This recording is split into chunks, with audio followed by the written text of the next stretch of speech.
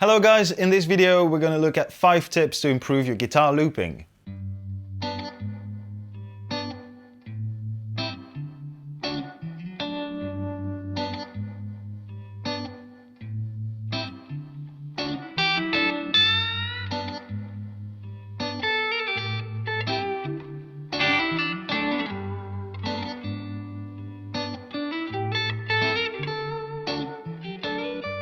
Hello everyone, my name is Guillaume, this is Thoman's Guitars and Basses, and I hope you're all doing fantastic today. Together we're going to be looking at 5 tips to improve your guitar looping. Whether you're a beginner looking at buying your first loop station, or if you already have one and are looking to improve your skills on it, there should be something for you in that video. And just for reference before we get started, the gear that I'm going to be using today is my Fender Stratocaster, going into my board for some dirt and lovely reverb and such, into the main pedal for the day, which is the Boss RC1 loop station, in stereo, and out stereo in our Rev D20 with the Palmer cab and the Fender Hot Rod Deluxe with the Harley Benton cab with V30s. And with that out of the way, let's start with tip number 1, which is know your gear. I did just shamelessly rip off that title of our good friend Phil McKnight. If you don't know his channel, go check it out. It's a goldmine of information. What I mean by know your gear is read the manual. Loop stations are usually pedals that are made to be very compact and very simple to use, as long as you stay at the entry level type of boxes. So that means more often than not, you're only going to have one switch on them. Now, in spite of the fact that these pedals are usually pretty instinctive to work with, 1 click does this, 2 click does that, you press on it, it records, you press again, it starts playing your recording. There's usually a lot of hidden functions about these. And that's why I'm saying you're going to save up a lot of time by just simply reading the manual, because you might not know that your loop station, if you press 1 short and then 1 long, is just going to erase the last layer on which you made that terrible mistake. And instead of having to delete the entire thing and starting all over again, you don't have to do that.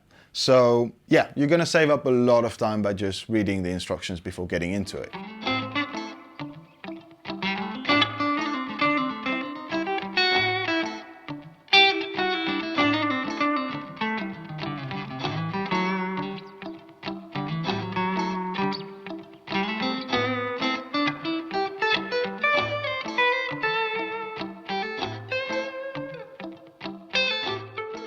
And on with tip number 2, which is definitely more common sense than not, but it deserves to be said as that's the most important thing there is about looping, and that's timing. Looping is probably one of the only scenarios where you're not relying on anybody else than yourself to determine where your loop starts and when it ends. You're not playing with other musicians, you're not playing with another backing track, for example. So you're in charge of all of that, and you need to make sure that your loop is exactly the right length, it starts exactly at the right time, and mostly finishes at the right time as well. And there's a couple things that you can do to get better at this.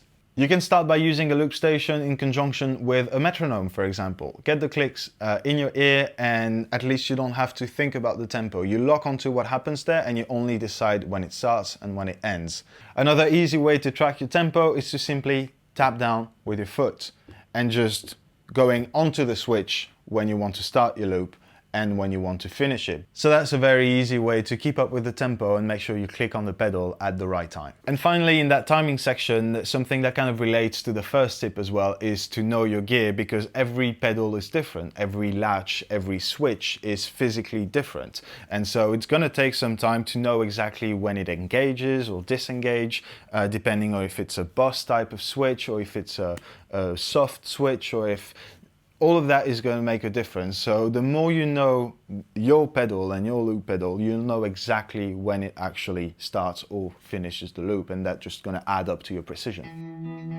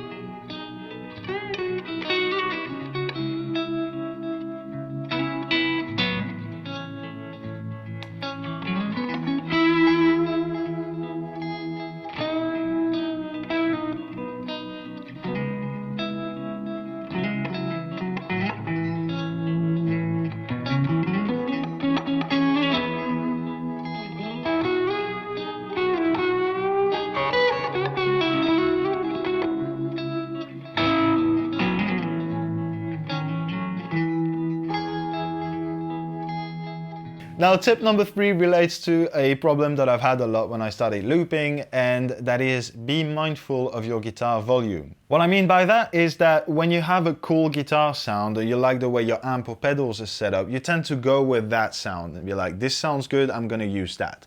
The problem when you start looping is that you soon realize that the first layers within your loops need to stay in the background, while the last ones, which are probably solo, let's be honest, need to pop out more. And that can only be controlled while you're looping.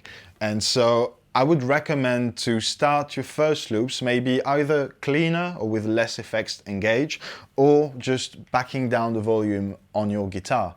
And then progressively, as you go through the layers, go up to make sure that the last ones that you've tracked stay on top of the others.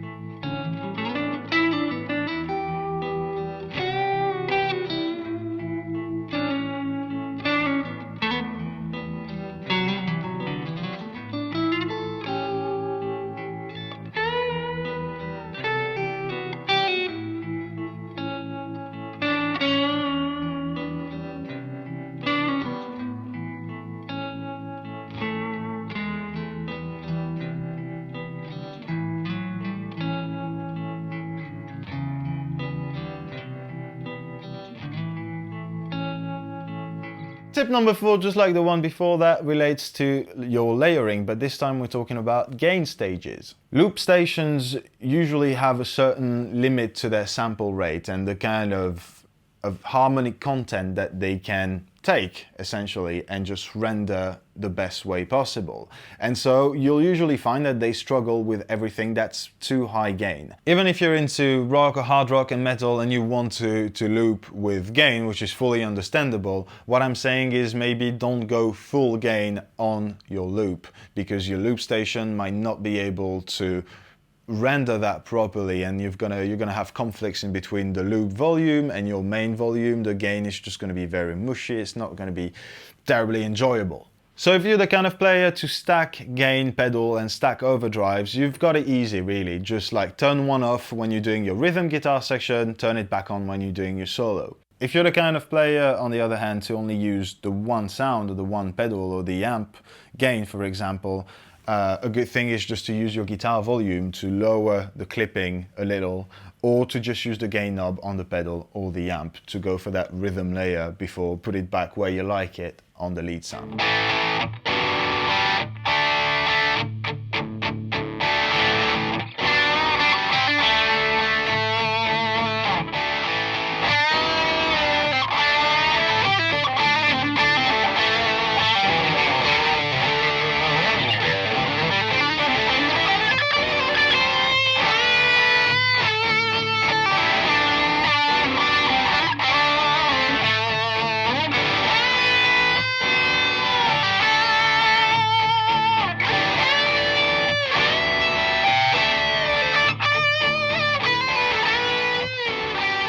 And we land finally on our tip number 5 for today, which is where to place your looper.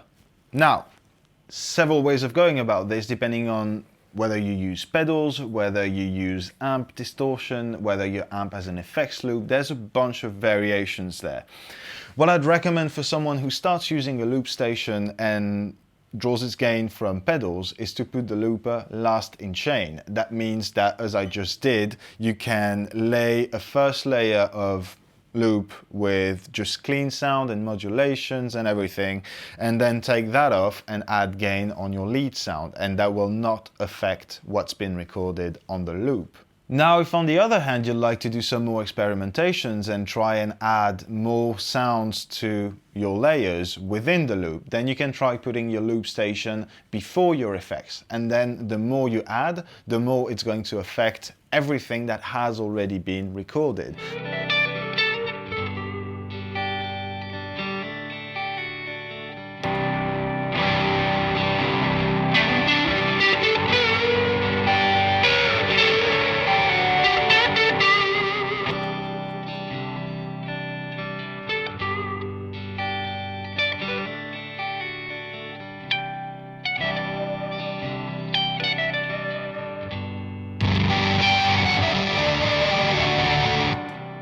That's a really cool trick if you want to try out some pedals and tweak the pedals without having to play the guitar at the same time, for example. You just set a loop, let it play, and then try and find some sounds on the other pedals. That's a really cool trick as well.